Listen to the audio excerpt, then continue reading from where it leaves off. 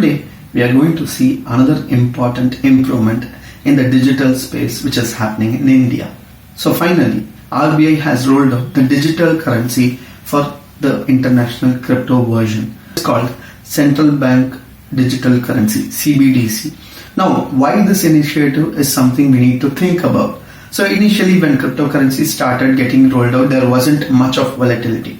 But as you all know, the volatility these days is really huge, and we could see many of them get panicked and some of them losing their money. Now this is where RBI has stepped in and decided to, not allow people to get into cryptocurrency, and we all saw that, they started blocking banks, etc.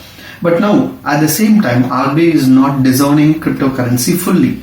Of course, they don't want to do that way also. They are adapting to technologies. There's a small change. They have their own digital currency just getting rolled out. And today, the pilot version has rolled out. So just be reminded, this is just a pilot version.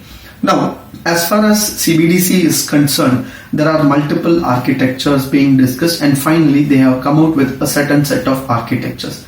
Number one, the direct architecture. Number two, the intermediate. Now let's see what is direct. In this particular case, CBDC takes the entire ownership for the transactions and settlements. Whereas in the intermediary case, there are two versions, one indirect and the third one, which is nothing but the hybrid. Now in indirect, CBDC also partners with other service providers, and the ownership lies more on the service providers and the intermediaries involved. Whereas in hybrid version, CBDC takes the primary step and the service providers take the secondary step.